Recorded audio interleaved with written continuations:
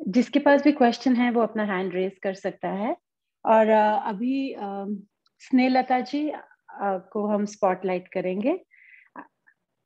And by raising hand, I just mean the emoji, like you don't have to do it from the video, but that's okay. I think she's not too good with technology. So Snehilata दीदी को highlight कर दीजिए। राधे राधे। आपकी आवाज नहीं आ रही।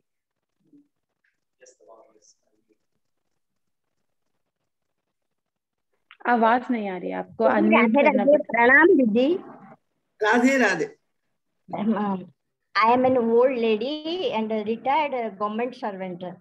I have been supporting my family throughout my daughters have been got married off and are well off.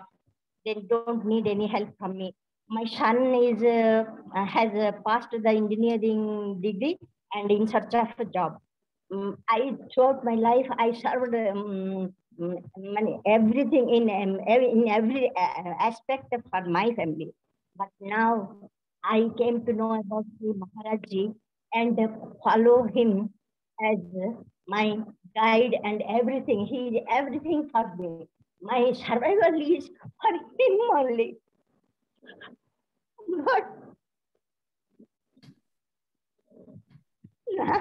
now that I am getting pension, I want to donate some portion of it to any charitable trust. But my family members are going against it, especially my question. Can you just come to your question? What is your main question? I understand your feelings. My question is, Maharaj Ji is telling that wife is a servant of her husband. In this regard, if I will go against him and give any, donate anything to any charitable trust, it will be a namaparad or what? Actually, our scriptures say that if someone is hindrance in your devotion, then it is not a namaprad to be against his views. Tulsidas ji also said, Jake priya na ram vaidehi, tajiye tahi koti veri sam, yadyapi param sanehi, bali guru tajo, अंत ब्रज बनितन तजो पिता प्रहलाद विभीषण बंधु भरत महतारी बलिगुरु तजो कंत ब्रज बनितन भे सब मंगलकारी।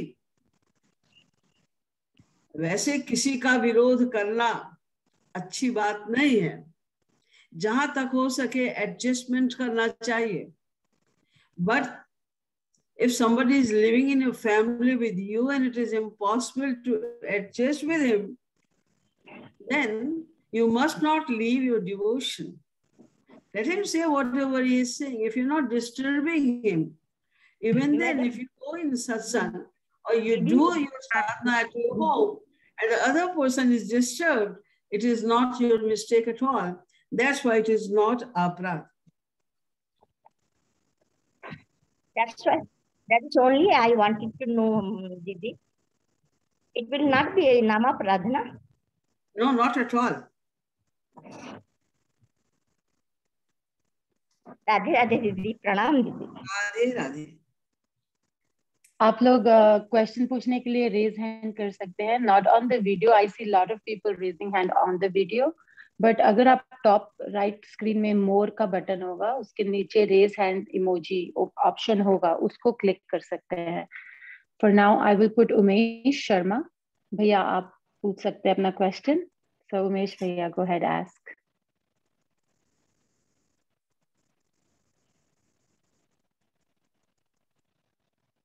राधे राधे उमेश भैया, unmute करना पड़ेगा आपको। Yes. Didi, I have been following Shri Maharaj Ji since the year 2005 and my devotion was very good. But I suffered from, some big disease, just like obsessive compulsive disorder. I discussed with Shri Maharaj Ji when he was alive. I discussed this problem with Shri Maharaj Ji at Shyamasham Dham. I have been taking medicines and I have recovered it from fully, but I am not able to do the kind of devotion that I used to do in my childhood. Tears used to come, but now it's not happening. So, and medicine, I'm on medicine right now, but I don't know when the things will change. So life is completely useless without shedding tears of love for God and Guru. That's the main goal, but that's not happening. So, actually, your voice is not very clear to me. I want to, Arti, if you understood, you just let me know that what is this question. Yes. Umesh भैया, आप हिंदी में answer सुनना चाहेंगे? In any language, in any language, in any.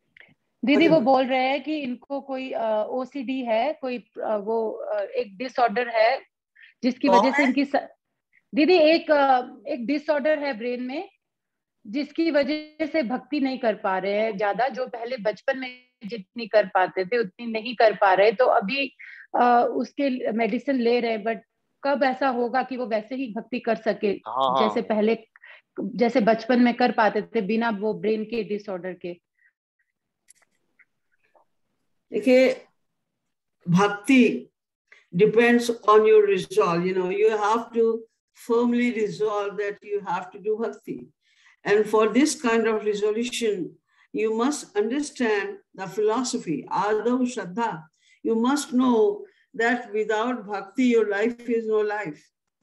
Because without bhakti, everyone is living in this world like an animal, because animal can also arrange everything for themselves to live and to eat and everything. If we are also confined to only that thing, it means we are not a real human being. So those who do not understand the philosophy, who never heard the lectures of Shri Maharaj, they don't know what is real bhakti. That is still excusable. But if you know the philosophy and you know that without bhakti, you cannot make your life successful, even then, if you're not doing bhakti, then anything else is an excuse only. People disturbed. Who was not disturbed? You know the names of great devotees in the history of India. Tell me the name of that devotee who was not disturbed, who was not tortured by others, but still they did not leave their bhakti because they understood that bhakti is must for me to make my life successful. We have wasted many of our lives. Innumerable lives are wasted already. If we don't understand this till now, then we will waste this life as well. So you have to be firm. You have to have the firm determination that no matter what happens in my life, I will not leave my bhakti. Whenever somebody does bhakti, Ramakrishna Paramahansa said, everyone has to go through 3 stages: ridicule, opposition, and then acceptance. When you start something good, people ridicule, so that you will be discouraged. If you are not discouraged, then opposition. Then they will do lots of opposition to dishearten you. If still you are firm on your path, then acceptance, they accept it. It happens with Mirabai. It happens with all other great devotees as well, all the saints. You know the history. So we have to be very careful. We have to be firm upon our decision. We should know the philosophy and we should do our practice of devotion. We do our sadhana regularly with firm determination that I have to realize God in this very life. This is the only way.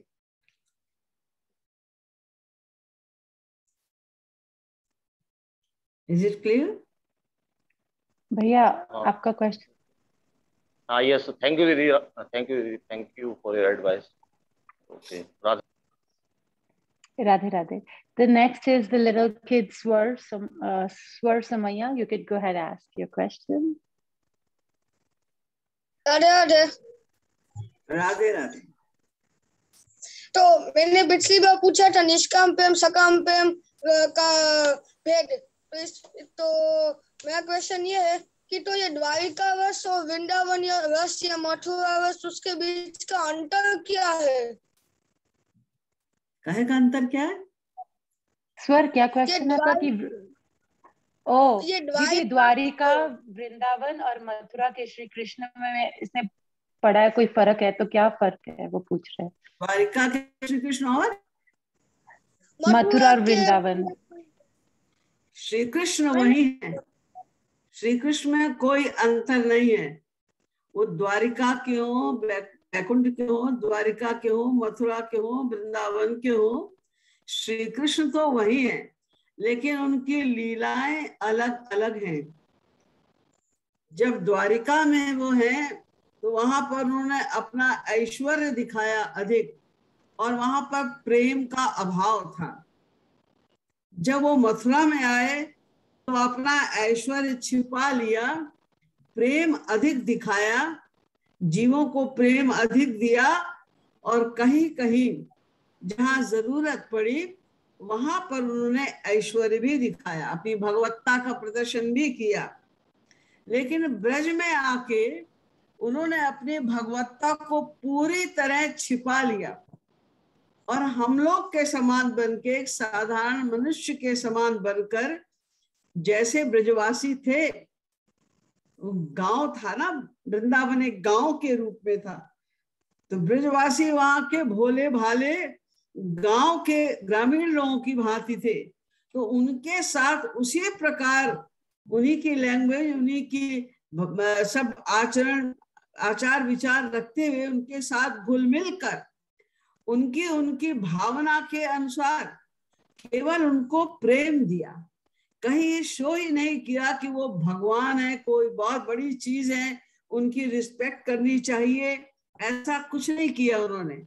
तो सबसे अधिक रस बरसा है ब्रज में, उससे कम रस मिला क्योंकि थोड़ा थोड़ा उन्होंने प्रेम भी दिया और कहीं कहीं जहां जरूरत पड़ी ऐश्वर्य भी दिखाया, इसलिए ब्रज से कम रस हुआ मथुरा में। और द्वारिका में तो द्वारिकाधीश बन के रहे, महाराजा धीराज बन के रहे वो, इसलिए सबसे कम वहां रस बरसा है। रस का अंतर है, जो लीलाएं हुई हैं द्वारिका में, मथुरा में और ब्रज में, उन लीलाओं के रस का अंतर है। श्री कृष्ण का कोई अंतर नहीं, श्री कृष्ण तो वही है। तो मेरा एक और क्वेश्चन ये है कि नारद भक्ति सूत्र में ये लिखा है कि हरि मिलन की भी आशा नहीं रखनी चाहिए, क्योंकि फिर आप आंसू बहाते हो और भगवान श्री कृष्ण नहीं आते तो आपको अहंकार आता है। और एक टाइम महाराज जी ने फिलोसॉफी ये भी बताई है। क्लियर नहीं है स्वरा जी, आपकी आवाज आज क्लियर नहीं है, थोड़ा सा। हेलो, हाँ जी सर आप बोलिए, मैं दीदी को कन्वे करूंगी आपका, क्या बोल रहे हैं आप? तो नारद भक्ति सूत्र में ये लिखा है कि हरि मिलन की भी आशा नहीं रखनी चाहिए, क्योंकि जब हम आंसू बहाते तो भगवान श्री कृष्ण नहीं आते, और आंसू बहाते तो अहंकार आ जाता है कि हमने आंसू बहाया तो नहीं आए। और एक टाइम महाराज जी की फिलोसॉफी ये कहती है कि हरि मिलन की व्याकुलता पैदा करो, तो ये विरोधाभास हो गया, मुझे कुछ समझ में नहीं आ रहा। तो दीदी ये बोल रहे हैं कि इन्होंने नारद भक्ति सूत्र में पढ़ा है कि अगर हम आंसू बहाएंगे तो अहंकार आ सकता है। श्री कृष्ण को पाने की आशा में आंसू बहाते हैं तो आंसू से अहंकार आता है, पर महाराज जी तो बोलते हैं आंसू बहाओ।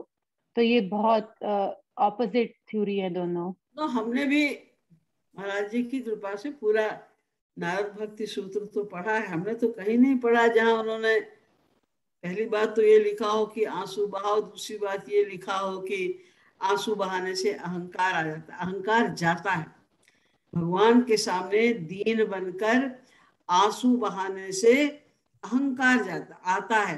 अगर दिखावा करो, थोड़ा सा आंसू आए और तुम जोर से चिल्ला के ऐसा शो करो कि हमें तो कहाँ का गोपी प्रेम प्राप्त हो गया है, शो ऑफ करने से अहंकार आता है।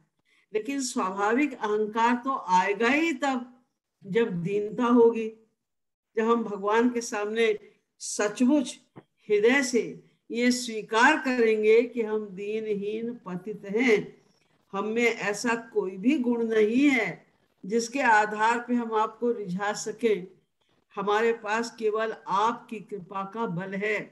तो हे प्रभु, मुझे दीनहीन अकिंचन मानकर मेरा कोई और सहारा नहीं है, एकमात्र आपका ही सहारा है, ऐसा मानते हैं जब हम हृदय से कि हम तो बिल्कुल असहाय हैं, हमारा कुछ भी और सहारा नहीं है, तो स्वभावतः आंसू आते हैं, दीनता बढ़ती है।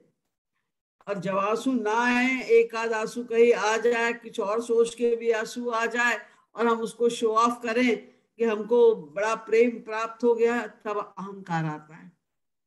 इसलिए आंसू तो, भक्ति अगर तुम्हारी बढ़ेगी, थोड़ी दिल से जब भक्ति होगी तो आंसू तो आएंगे और आने चाहिए। प्रेम वारी बिनु सुन खगराई, अभी अंतर मल कबहू की जाए। बिना प्रेम के आंसू बहाए मन की शुद्धि ही नहीं होगी, तो भगवत प्राप्ति कैसे होगी, भक्ति का फायदा क्या होगा? आंसू तो बहाना कंपल्सरी है, लेकिन अहंकार के आंसू नहीं, दीनता के आंसू। Thank you, thank you, Radhe Radhe, thank you very much. Thank you, sir. The next one is Sanjay Kumar. Sanjay Bhaiya, you can unmute and ask your question.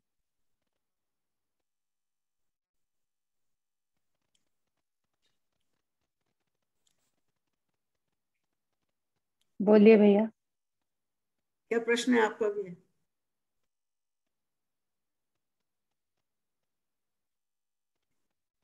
आप पूछिए। भैया आपको अनम्यूट करना पड़ेगा, आप म्यूटेड हैं। ये भी बोल नहीं रहे। हाँ, तो भैया अनम्यूट करके पूछिए फिर आपको। हाँ पूछिए। राधे राधे। राधे राधे। मेरा सौभाग्य है कि मैं महाराज जी के प्रेमी जन का दर्शन कर पा रहा हूँ। आप पर महाराज जी बहुत कृपा है, मैं अपने को बहुत सौभाग्यशाली समझ रहा हूँ। मेरा प्रश्न है कि नहीं चाहते हुए भी महाराज जी में दुर्भावना क्यों जाती है? भैया सावधान रहना पड़ेगा हमें, और हमारा मन माइक है, गंदा है, तो कोई आश्चर्य की बात नहीं है कि हमारा मन घूम जाता है, संसार में चला जाता है, या महाराज जी के प्रति दुर्भाव बन जाता है। जब जब ऐसा हो कि महाराज जी के प्रति गलत विचार मन में उठने लग जाएं, तो अपने आप को धिक्कारना चाहिए और सोचना चाहिए कि हम तो कितने जन्म अपने बिगाड़ रहे हैं उनके अगेंस्ट सोच के। तो उन्हीं से रो कर प्रार्थना करनी चाहिए कि श्री महाराज जी से कि हमें हमारी बुद्धि को ठीक कर दीजिए, मैं इतना अधम हूं कि मैं आपके ही विषय में गलत सलत सोच बैठता हूँ, इत्यादि भावना बनाना चाहिए। रिपेंट, हमें उसके लिए बार बार प्रायश्चित करना चाहिए। बस उसी से धीरे धीरे ठीक हो। साधना को बढ़ाओ, साधना बढ़ाओ, और महाराज जी के प्रति, जो मैंने बहुत सारे लेक्चर्स भी महाराज जी के लिए दिए, उनको भी पढ़ो। जैसे जैसे आप महाराज जी के मन का महात्म ज्ञान आपके मन में बढ़ता जाएगा, तो ये फीलिंग भी अधिक बढ़ती जाएगी कि मैं अपराध कर रहा हूँ। और जब ये फीलिंग बढ़ेगी कि हम महाराज जी के प्रति अपराध कर रहे हैं, तो धीरे धीरे आप अपराध से स्वभावतः बचने लग जाओगे। संसारी कामना को भगवतीय कामना कैसे बनाएं? बस ये जो कामना उठे वो जैसे वो आप भगवान की ओर उसको मोड़ दो कि हमारे प्रियतम, हमारे सर्वस्व वही है। पुत्र की कामना उन्हें पुत्र मान लो, सखा की कामना हो तो सखा मान लो, प्रियतम की कामना हो तो उन्हें ही अपना प्रियतम मान लो भगवान को। वो सब पांचों भावों से उनकी उपासना हो सकती है। ये उनकी अकारण करुणा है कि हम तुच्छ जीवों को उन्होंने अधिकार दिया हुआ है कि हम चाहे जिस भाव से उनकी उपासना करें, वो उसी भाव से हमें स्वीकार कर लेते हैं और उसी प्रकार का आनंद देते हैं। कोई संसारी व्यक्ति मन में आ जाए तो क्या करें? क्या आ जाए मन में? किसी संसारी व्यक्ति की, स्त्री की किसी की चाह मन में आ जाए तो क्या करें? तो हटाओ उसको। जहां मन जाए वहीं श्याम सुंदर को खड़ा कर दो। किसी स्त्री में मन जाए या किसी भी और जगह पर सुंदर स्थान पर मन जाए, कि आपको लगता है कि आपके पत्नी की आंख बड़ी सुंदर है, तो आंख के मध्य में श्री कृष्ण को खड़ा करके देखो। जहां मन जाए वहीं ठाकुर जी को खड़ा कर दो।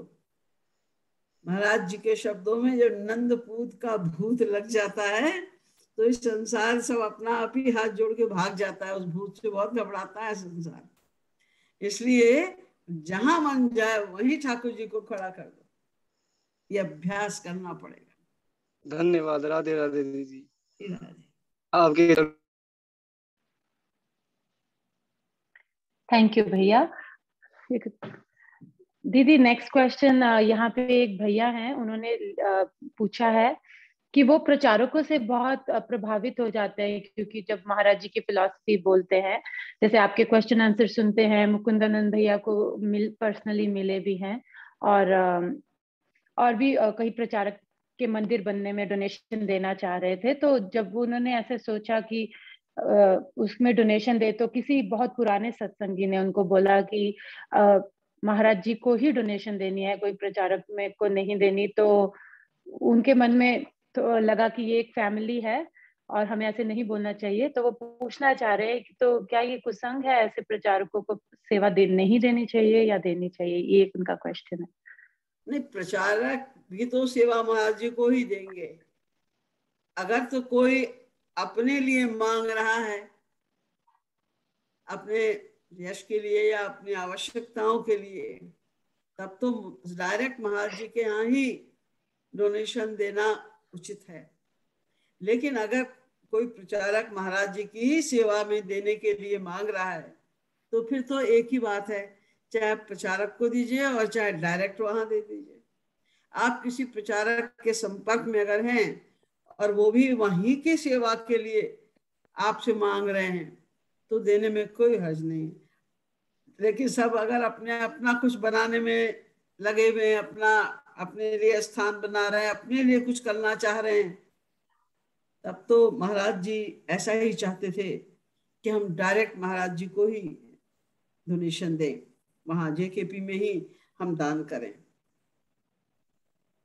और यदि आप विशेष संपर्क में हैं किसी प्रचारक के, तो आप उन्हीं से पूछ लीजिए, वो भी आपको यही उत्तर देंगे।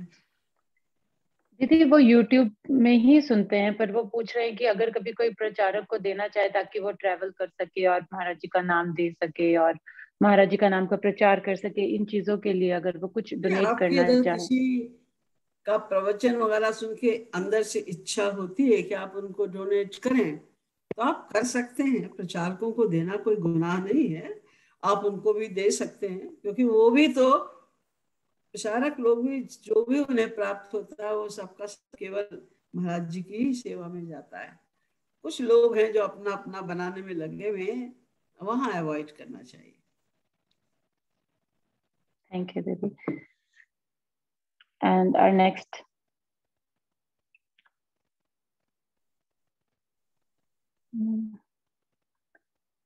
अभी मुझे यहाँ पे आई थिंक होस्ट नहीं हूँ, तो दीदी एक क्वेश्चन टाइप होके आ रहे हैं, तो एक और क्वेश्चन है।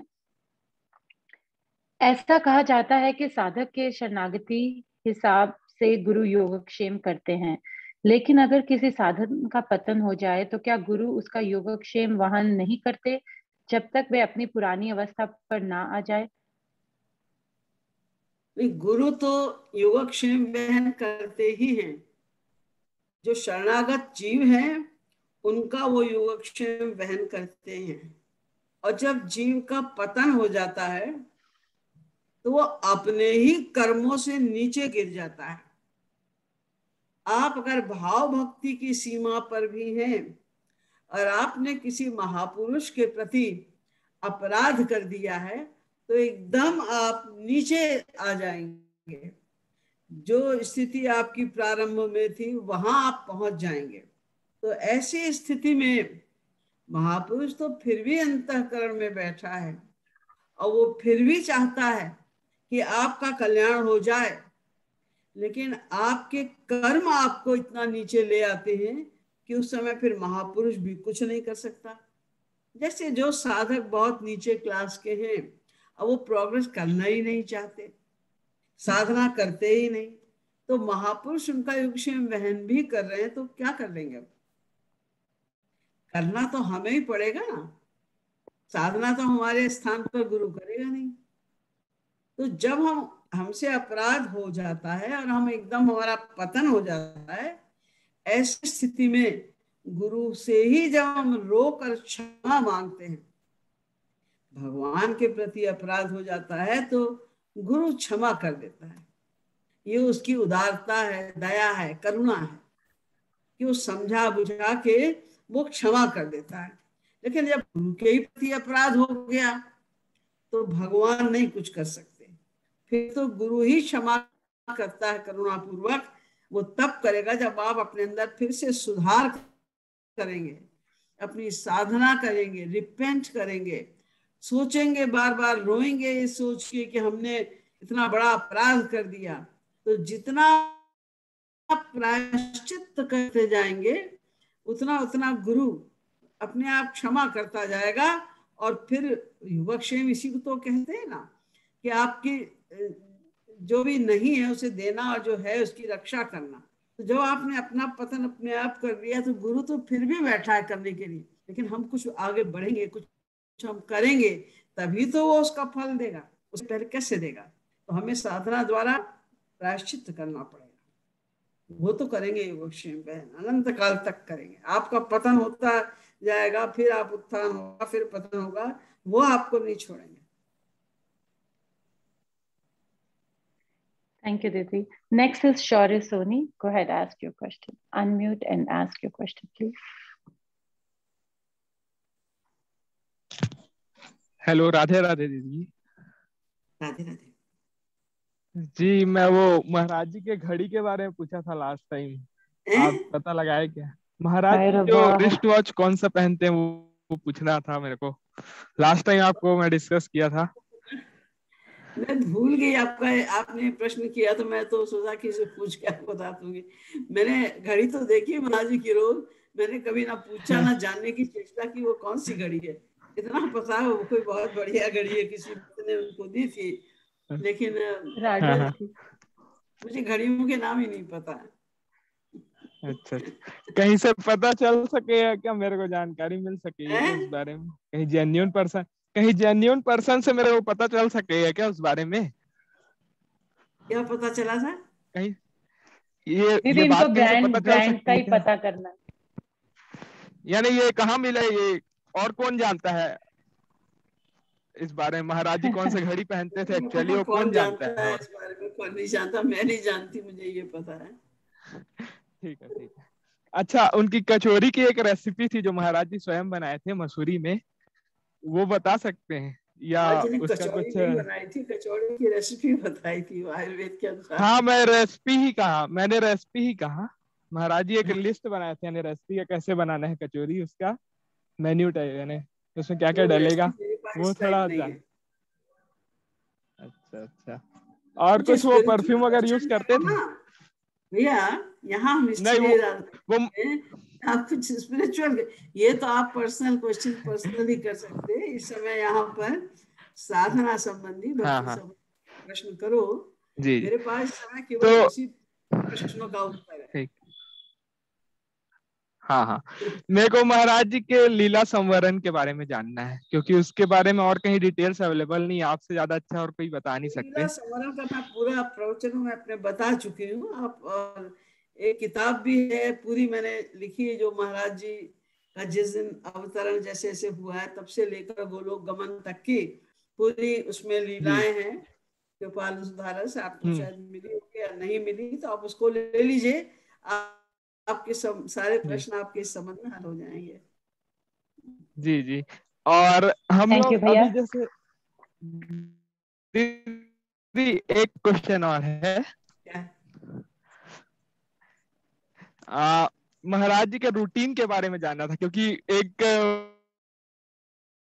कि वो रात को 12 बजे वॉक करते थे, तो उस हिसाब से उनका रूटीन कैसा था? वो सोते कितने थे, फिर खाना वाना कब खाते थे? थोड़ा सा एक ऐसी लिखा है, लेकिन संक्षेप में समझ लीजिए कि वो 12:30 बजे से उठ जाते थे, उठ के राधे राधे वॉक करते थे और राधे बोलते थे, तो सारे लोग उठ के सभी उनके पीछे राधे बोलते थे।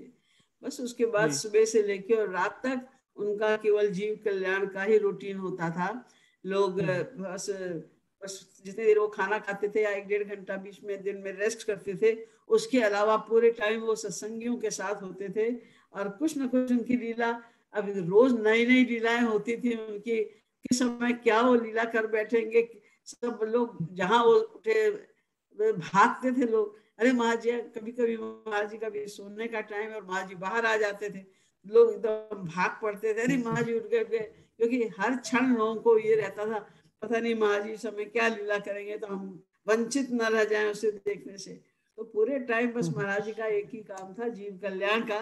तो वो सत्संग, वो बात भी करते थे, मजाक भी करते थे, या शाम को बैठ के रंगीली सभा करते थे। तो हर चीज में केवल, चाहे वो वार्ता के रूप में हो, कीर्तन के रूप में हो, प्रवचन के रूप में हो, किसी खेल कूद के रूप में हो, एक ही लक्ष्य उनका होता था, उसका मेन विषय एक ही होता था, जीव कल्याण। बस यही महाजी का रूटीन था मैम। जी, thank you Radhe Radhe. Thank you भैया, Radhe Radhe. The next one is Divya. Divya, go ahead, ask your question. आप लास्ट टाइम भी रह गई थी, तो अभी आप पूछ सकती हैं अपना क्वेश्चन। दिव्या, आपको अनम्यूट करना पड़ेगा। पूछो Divya. Yeah, let's spotlight her. Hello, बोलो, आवाज नहीं आ रही बेटा तुम्हारी। आप, हाँ, राधे राधे। राधे राधे, जरा जोर से बोलना। Yeah, Didi, like every day I'll be praying to Maharaji to help me get tears and to help me get dinata and detachment, to take me to ashram so that I can serve Gurudam and all. And like easy is also considered as sakam bhakti or what? सकाम भक्ति और निष्काम भक्ति। दीदी वो बोल रहे कि महाराज जी से मांगती हैं आंसू और सब कुछ, भक्ति मांगती हैं, तो क्या वो कुछ मांगना या इच्छा रखनी सकाम भक्ति हो जाएगी? क्या वो निष्कामता से परे हो जाएंगे हम? नहीं, ये मांगना निष्कामता, ये तो निष्कामता मांगना सकामता कैसे हो जाएगी? आंसू मांगना या निष्कामता मांगना सकामता नहीं है। सकामता माने होता है मन में अपने सुख की इच्छा रखना, अपने लिए कुछ मांगना। ये निष्कामता तो हम उनसे प्रेम करने के लिए मांग रहे हैं ना, उनके ही प्रेम के लिए, तो ये सकामता नहीं है। आंसू मांगना सकामता नहीं है। तो दीदी हमें कोशिश भी करनी चाहिए कि हमारे आंसू निकले दीनता के पद गा के, या जिस प्रकार के पदों से मन पिघलता हो, आंसू आता हो, उन पदों को बार बार गाना चाहिए। और भगवान से भी, महाराज जी के चरणों में भी बार बार ये प्रार्थना करनी चाहिए कि आप मुझे आंसू दीजिए, हमारे अंदर वो दीनता आए कि हम आंसू बहा सकें आपके चरणों में। तो ये सकामता नहीं है। Didi, sometimes what happens is when I sit for Rupudhyan, I'll be thinking that okay, today Maharaj will help me in getting tears. But when I don't get tears, I'll get nirash. Like I'll feel bad that today I did not get tears. So like, will it affect my sadhana? Like expecting from Maharaj ji, and when it does not happen, I'll feel bad. So will it be affecting my sadhana if I do like this? If I think like this. क्या बोल रही है दिव्या? आप दोबारा से बोलना पड़ेगा, बहुत एको किया आपका आवाज। Didi, like when I sit for Rupudhyan, I'll be expecting that Maharaj ji will help me in getting tears and all. But when I don't get, I'll get bad. I'll feel bad. I'll get nirash that Maharaj ji did not help me getting tears. So will it affect my sadhana by thinking like that? No, it's good that you when you sing and you wish to have the tears and everything, but still you don't get, you feel bad. It is very natural. But that time when you feel bad, you have to think that my heart is so dirty, because Shivaji explained it very well, that the reason of not shedding tears for God is the dirty heart. So probably I have performed some bad deeds in my past life. So far, you are a child, and naturally you have not performed any bad things in this life. But still, because when you sing bhajans, when you remember God, the tears do not come. It means there is some bad sanskar of past lives. So keep on doing your sadhana. because the sadhana will purify your mind. When the mind will start purifying, then you will attain tears as well. There's one more thing, that there's some people, when they sing bhajan, immediately they feel like shedding tears. And those people cry for everything very easily. But there are some people whose heart is not that tender. Sometimes, although they have devotion, lots of devotion in their heart, but still the tears do not come. It also happens. So you just keep on doing your sadhana and wish to cry at the lotus feet of Sri Maharaj, lotus feet of Sri Radha Krishna.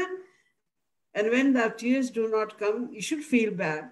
You should pray at the lotus feet of Sri Maharaj, that lotus feet of God, that please purify my mind is so dirty. Take this mind in your hand. Control this mind now, because my mind is not listening to me. So you control it. So when this kind of feelings will increase in your mind, then naturally, then you will feel like shedding tears. When you will start crying, you will cry a lot, because you are doing practice now. Thank you, Didi. Radhe Radhe. Welcome. Radhe. Thanks, Divya.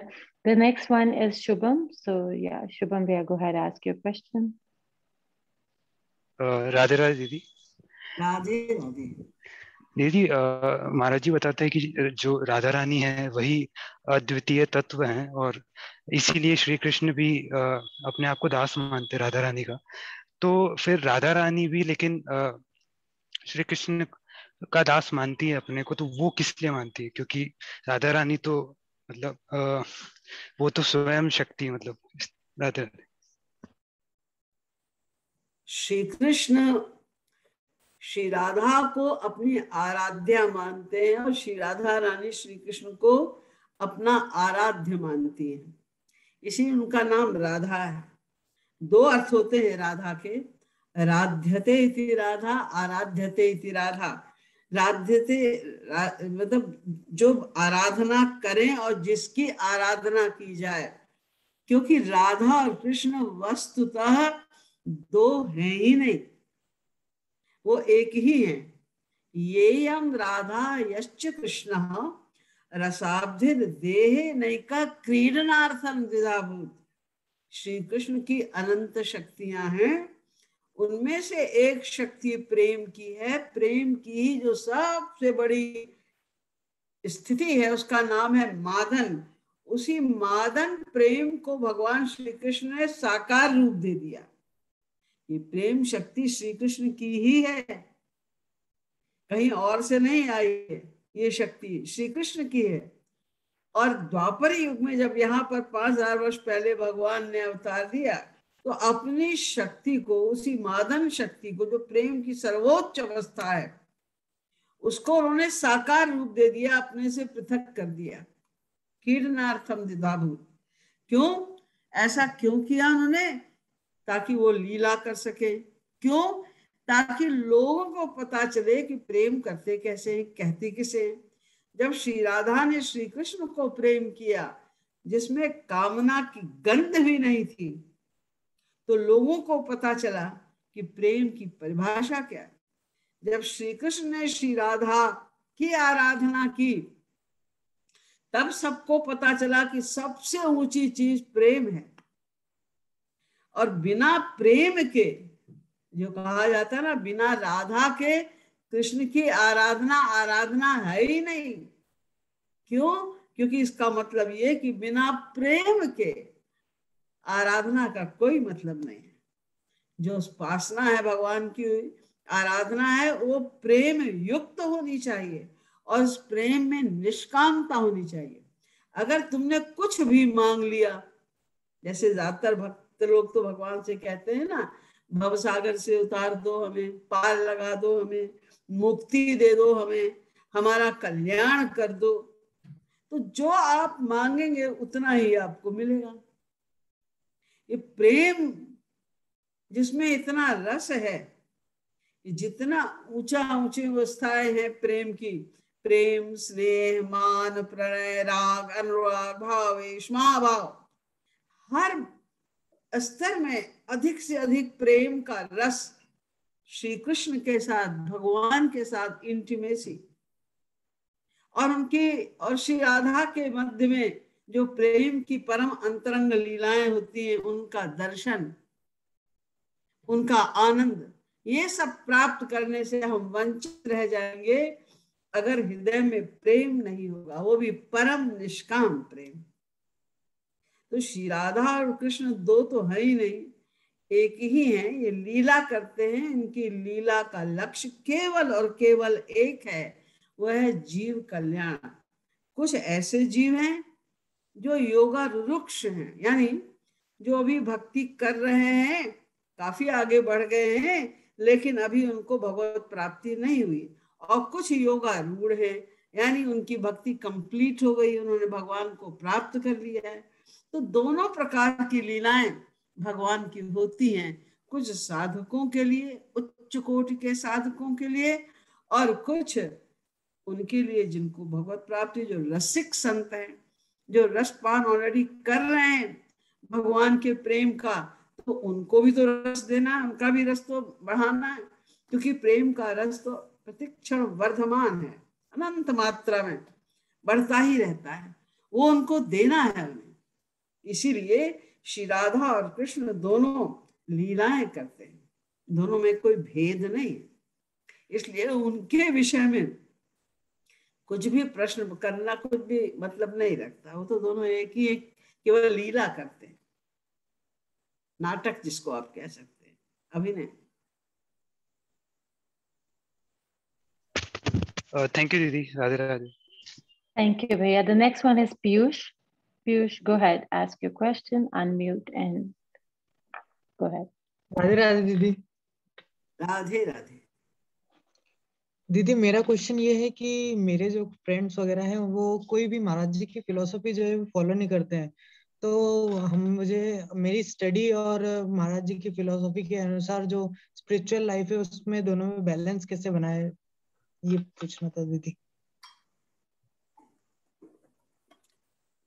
ये तो स्वाभाविक है, जब आप पढ़ रहे हैं तो आपके जो बाकी कलीग्स हैं वो तो नहीं मानेंगे, क्योंकि महाराज जी को मानना, उनके फिलॉसफी को मानना इतनी आसान बात नहीं है, क्योंकि और जितने भी संप्रदाय हैं या जो मानने वाले हैं भगवान को, वहां पर कुछ शारीरिक क्रियाओं की इम्पोर्टेंस ज्यादा है, जिनको आप कर्म कांड कहते हैं, रिचुअल्स कहते हैं।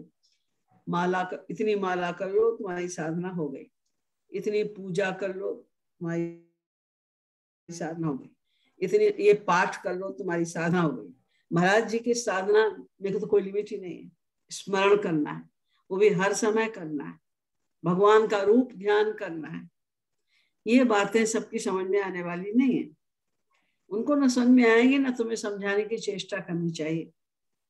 अपनी साधना बढ़ाओ, तुम्हारा अपना कर्म तो अलग होगा, तुम अपने कमरे में बैठ के क्या कर रहे हो, किसका स्मरण कर रहे हो, तुम चल रहे हो, क्लास में भी तुम अगर बैठे हुए हो तो तुम किसका स्मरण कर रहे हो, किसके बारे में सोच रहे हो, ये कोई नहीं जान सकता, किसी को बताने की जरूरत भी नहीं है। अपनी प्राइवेट साधना करो, जब मौका मिले, जहां मौका मिले बैठ के ध्यान करो, और यूं भी चलते फिरते जहां भी जाओ हर समय सोचो कि श्री महाराज जी तुम्हारे साथ हैं या राधा कृष्ण तुम्हारे साथ है, जैसा तुम्हारा भाव बनता है। यदि श्री महाराज जी का भाव बनाना आसान है तो उनकी प्रेजेंस को फील करो, अगर श्री कृष्ण का ध्यान करना तुम्हारे लिए इजी है तो उनकी प्रेजेंस को फील करो।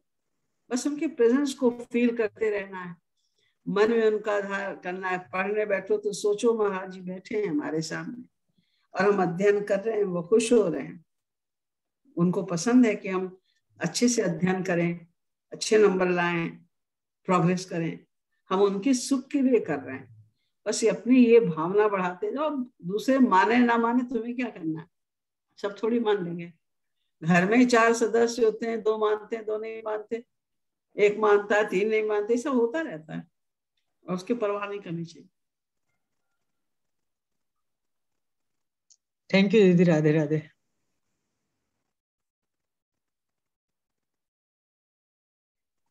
Thank you Piyush. दीदी नेक्स्ट क्वेश्चन है, उन्होंने लिखा है कि उनकी फैमिली स्पिरिचुअल माइंडसेट नहीं है, तो इसलिए उनके मन में फैमिली के प्रति भावना आ जाती है कि ये सब लोग कितने नीच हैं, भगवान को अपना नहीं मानते, प्यार नहीं करते। तो क्या ऐसा किसी को नीच मानना, और क्या वो ईगो का प्रतीक होगा क्योंकि वो भक्ति नहीं करते? किसी तो को भी नीच मानना, छोटी दृष्टि से देखना, यह अपराध तो है ही। अगर वो नहीं मानते भगवान को तो ना माने। अब आप ये सोचिए, तुलसीदास जी को जिसने भी शुरू में देखा होगा, या अभी आप अगर केवल प्रारंभिक लाइफ को पढ़ें सुने तो आप क्या कहेंगे? उनके लिए भी यही भावना उठेगी और लोग समझते भी होंगे। प्रारंभ में तुलसीदास जी के लिए यही समझा होगा ना कि कैसा कामी है, देखो ये अपनी पत्नी में इतना ज्यादा आ सकता है, ऐसा तो कोई नहीं होता कि सांप को रस्सी पकड़ के लटक जाए, शव को लकड़ी समझ के उसके सहारे से नदी पार कर जाए, ऐसा तो कोई नहीं होता होगा। लेकिन वो तो एकदम चुटकियों में कहाँ पहुंच गए, भगवत प्राप्त संत बन गए। तो कौन किस वेश में क्या है, कब किसका क्या परिवर्तन हो जाएगा हमें नहीं पता। आपने भी भक्ति प्रारंभ की है और वो नहीं इस समय कर रहे हैं, लेकिन अंदर छिपे हुए उनके क्या संस्कार हैं, कब उनकी भक्ति एकदम बढ़ जाएगी ये कोई नहीं जानता। और नहीं भी बढ़ जाएगी, मान लो हैं भी वो ऐसे खराब लोग हैं, भगवान से प्रेम नहीं करते या निंदा करते हैं संतों की, शास्त्रों की, तो हम उनके विषय में क्यों सोचें? हमें उनकी भक्ति थोड़ी करनी है, किसी के विषय में चिंतन करना ही तो भक्ति है ना। तो जब आपको पता ही चल गया कि ये भगवत प्रेमी नहीं है, इनकी श्रद्धा हमारे गुरुदेव में नहीं है, इनकी श्रद्धा शास्त्र वेदों में नहीं है, तो उनके विषय में सोचिए ही मत, कुछ भी मत सोचिए, क्योंकि उनके विषय में आप सोचेंगे तो आपका मन गंदा हो जाएगा ना। हमें तो अपना मन साफ करना है, दूसरे से हमें क्या लेना देना। वो साफ कर रहे हैं अपने मन को या गंदा करते जा रहे हैं, उनकी जो इच्छा है वो करें। आपने उनको समझाने की चेष्टा की एक आध बार, महाराज जी के विषय में बताया या भक्ति के बारे में बताया, उनके नहीं संस्कार थे इस टाइम, वो नहीं सुन रहे हैं, आपकी बात नहीं मान रहे हैं, तो आप छोड़ो उनको, आप अपने पे ज्यादा फोकस करो, अपने कल्याण पे। अगर हम सबको देखते चलेंगे, बुराइयां करते चलेंगे, तो हमारा ही मन तो गंदा होगा। जब हम किसी की बुराई करते हैं तो उसके पहले हमारे मन में वो बुराई आएगी, तभी तो हम मुंह से बोलेंगे। जब तक हमारे मन में कोई विचार नहीं होगा तो हम बोल कैसे सकते हैं? तो अगर हमने किसी की बुराई की तो पहले वो हमारे मन में आई ना, तब हमने सोचा या बोला, तो वो गंदा है कि नहीं, इसमें तो हमारी मिस्टेक हो सकती है, लेकिन हमने अपना मन गंदा कर ही दिया, तभी तो हम सोचा हमने, तभी तो हम बोले। तो हमें अपनी ज्यादा चिंता करनी चाहिए कि हमारा मन गंदा ना होने पाए, हम किसी के विषय में ऐसा ना सोचें, इसी में भलाई है। उनके विषय में कुछ नहीं ऐसा बुरा सोचिए आप, क्या पता वो अंदर ही अंदर कौन है, कब उनकी भक्ति प्रकट हो जाएगी, कुछ नहीं पता। थैंक यू दीदी। अभी we just have very limited time, तो कोशिश करेंगे सबको लेने की, बट बहुत मुश्किल होगा, तो सब एक एक क्वेश्चन ही पूछिए। Next is Piyush Rathore, go ahead, ask your question. दीदी राधे राधे। राधे राधे। दीदी मेरा ये क्वेश्चन है कि महाराज जी ने एक लेक्चर में बोला था कि मन तो हमारा इतना चंचल है कि एक मूर्ति पर मतलब किसी भी एक फोटो पर बिल्कुल फोकस नहीं कर पाता है। कभी कभी उनकी आंख ऐसी है, मूर्तियों का भी अगर हम रूप ध्यान करते हैं तो मूर्ति तो स्थिर है, पर हमारा मन तो बहुत ऐसा है कि एकदम रूप नहीं बन पाता। तो महाराज जी ने बोला है कि अलग अलग करके रूप बनाओ अलग अलग। पर जब मैंने और भी सुना तो आपने भी उस दिन कहा था कि एक फोटो रखो और एक ही का रूप ध्यान करो, तो मतलब ऐसे ध्यान नहीं बन पाता है, तो अलग अलग ध्यान कर सकते हैं। देखिए, महाराज जी ने जो कहा उसको समझिए आप, और जो मैंने कहा है उसको भी समझिए। श्री महाराज जी ने ये कहा है, आप उनके प्रेम रस सिद्धांत नामक पुस्तक को आपके पास है तो उसको दोबारा पढ़िए, रूप ध्यान वाला चैप्टर। महाराज जी ने ये कहा है कि हमें किसी एक चित्र या एक मूर्ति का आधार बनाना है, यानी उस चित्र में कुछ उनका जो स्वरूप है, उनका मुखारविंद जैसा है और उनका श्रृंगार जैसा है, उसको आपने अपने मन में पहले भर लिया अच्छी तरह। उसको बार बार देखिए, बार बार चिंतन कीजिए कि उनका रूप ऐसा है, उनका श्रृंगार ऐसा है। और जिस समय आप रूप ध्यान करने बैठे, साधना करने बैठे, उस समय हमें उस चित्र का ध्यान नहीं करना है, उस मूर्ति का ध्यान नहीं करना है। उस चित्र या मूर्ति के आधार पर हमें साक्षात श्री कृष्ण का ध्यान करना है। जैसे आपने किसी व्यक्ति का एक चित्र देखा, तो फिर वो पैंट पहने हैं, आपने उसका चित्र को देखा, तो अब आप उसका किसी भी रूप में ध्यान करेंगे तो फेस वही होगा। अब आप उनको डिफरेंट प्रकार के कपड़ों में आप सोचिए, उनके विषय में डिफरेंट प्रकार का काम करते हुए उनके विषय में सोचिए, फेस वही रहेगा। तो महाराज जी का तात्पर्य ये है कि अगर एक ही रूप भगवान का आपके माइंड में होगा और उसका ही बार बार आप चिंतन करेंगे, रोज चिंतन करेंगे, बार बार चिंतन करेंगे, बार बार उस चित्र को आप देखेंगे और सोचेंगे भगवान का ऐसा रूप है, तो कम से कम एक रूप भगवान का आपके हृदय में बस जाएगा। फिर आप चाहे कहीं बैठे हो, कुछ भी कर रहे हो, कहीं जा रहे हो, तो आपको आसानी से उसका ध्यान हो जाएगा। अब जो चेंज करने की बात महाराज जी कह रहे हैं, वो आप उनका श्रृंगार रोज चेंज करिए, हर मिनट चेंज करिए, उनके कपड़ों को चेंज कीजिए। कभी आप उनको बाल रूप में देखिए, कभी उनको आप 16 वर्ष का देखिए, कभी उनको रास करते हुए देखिए, कभी आप उनको सखाओं के साथ खेलते हुए देखिए, कभी गोपियों के साथ वार्ता करते हुए देखिए। वो आपकी इच्छा है, तो वो आप चेंज करिए। उनके वस्त्रों को, उनकी लीलाओं को, उनकी छवियों को, अलग अलग छवि में आप उनको देखिए, अलग अलग आभूषणों में, अलग अलग प्रकार के श्रृंगार में। कभी वो मणियों मोतियों का के सारे आभूषण पहने, कभी फूलों के हैं, कभी लाल रंग के फूलों का श्रृंगार है, कभी सफेद रंग के फूलों का श्रृंगार है, कभी गुलाबी रंग के, कभी इस मणि का श्रृंगार है, कभी हीरों का श्रृंगार है, कभी पन्नों का श्रृंगार है।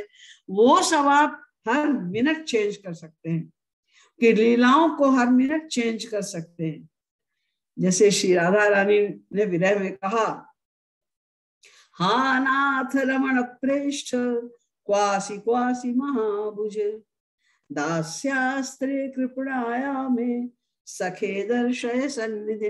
अब देखिए यहाँ पर नाथ यानी दास्य भाव का भी उन्होंने भाव से भी उन्होंने पुकारा श्री कृष्ण को, रमण प्रेष्ठ प्रीतम भाव से भी पुकारा, सखे सखा भाव से भी पुकारा, और शांत भाव से भी पुकारे हैं।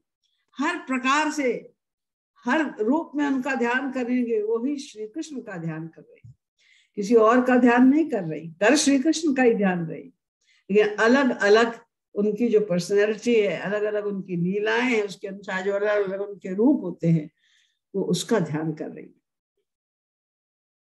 तो हम भी चेंज करें, उनका श्रृंगार चेंज करें, कि लीलाओं को चेंज करें, वस्त्रों को चेंज करें, स्थान कहाँ खड़े हैं चेंज करें। कभी आप सिंहासन पर बैठा हुआ देखें तो कभी कुंज में खड़ा हुआ देखें, कभी वो चलते आ रहे हैं झूम के गायों के साथ में ऐसा देखें, कभी सखाओं के साथ खेल रहे हैं ऐसा देखें, वो चेंज कर सकते हैं। रूप वही होना चाहिए। थैंक यू दीदी। We are running out of time, so we'll just take one last. That is Sheila Joshi. So Sheila Didi, go ahead, ask your question. Radhe Radhe दीदी जी। राधे राधे दीदी जी, मेरा प्रश्न था ये श्याम सुंदर का नील वर्ण कैसे है? मेरे को बहुत उत्सुकता से बहुत दिनों से हो रही है, आप बता पाएंगे? नील वर्ण कैसे है? हाँ हाँ, नील वर्ण के, हाँ जी, श्याम सुंदर का नील वर्ण। अब मैंने तो देखा नहीं, इसलिए मैं एग्जैक्ट तो आपको नहीं बता सकती, लेकिन हाँ बहुत कोशिश की है महापुरुषों ने ये बताने की कि उनका नील वर्ण कैसा है। तुलसीदास जी नील सरोरुह, नीलमणि, नील नील घनश्याम, ये 3 उपमाएं दे डाली कि नीले कमल के समान है। फिर कहा नहीं वो नीले मणि के जो नीलमणि के समान है। फिर कहा नहीं वो तो नीले बादलों के समान है। अलग अलग सबकी वो है। श्री महाराज जी ने एक बार ये बात बताई थी कि जो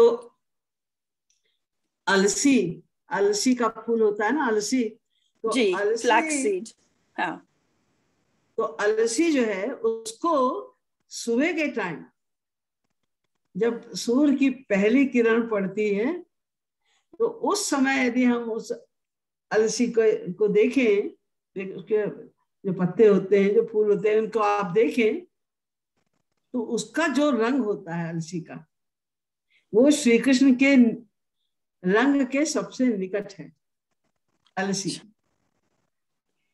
तो कभी आप ट्राई करिएगा तो आपको आइडिया हो जाएगा। लेकिन भगवान के यहाँ एक बड़ी अच्छी बात ये है कि भगवान ये नहीं, इस तरह का रिस्ट्रिक्शन क्या नहीं है कि मेरा रंग तो इस प्रकार का नीला है तो तुम इस प्रकार के नीले का ध्यान क्यों कर रही, इसी प्रकार का करो जैसा मेरा है। नहीं, भगवान कहते हैं तुम्हें जो रंग पसंद हो, नीला ही नहीं, नीला पीला हरा गुलाबी जो पसंद है तो उस रूप में उनका ध्यान करो। तो कहते हैं हम तुमको अनंत आनंद के साथ, अनंत रूप सौंदर्य माधुर्य के साथ उसी प्रकार मिलेंगे। और श्री राम और श्री कृष्ण क्योंकि ये स्पेशल भगवान थे इसलिए इनका रंग नीला है क्या शुरू से ही? अब किस लिए नीला है ये तो कोई नहीं बता सकता, किंतु हाँ इतना तो हम लोग सोच सकते हैं कि नील जो भी चीज अनंत है जी वो नीली ही दिखाई देती है। समझ गए जी जी जी जी। आकाश नीला है, समुद्र नीला है, जो कुछ नीला है वो सब अनंत है। तो भगवान का तो नाम ही अनंत है ना जी, इसलिए उनका रंग भी नीला है। समझे। ठीक है दीदी जी, थैंक यू दीदी जी। राधे राधे राधे राधे राधे। बहुत से लोग रिक्वेस्ट कर रहे हैं कि दीदी के 2 व्हाट्सएप ग्रुप दोनों ही फुल और पैक्ड हैं और वो एक नया ग्रुप चाहते हैं, तो इसीलिए मैंने आप सबके लिए ग्रुप सी भी बना दिया है। तो we will put the link on the chat box. आप में से या आपके फ्रेंड्स फैमिली जो भी उस ग्रुप को ज्वाइन करना चाहे ग्रुप सी में आ सकते हैं। सेम इंफॉर्मेशन ही रहेगी ए बी और सी में, इसीलिए अगर आप ऑलरेडी ए और बी में हैं तो सी में मत ज्वाइन कीजिए। But I would highly encourage कि आप अपने फैमिली और लव्ड वंस को इनकरेज कीजिए to join. For now, you all can unmute and say Radhe Radhe to Didi. Thank you so much, Didi. Radhe Radhe. Radhe Radhe. Radhe Radhe. Radhe Radhe Radhe Radhe. गुरु सरकार की जय। राधे राधे।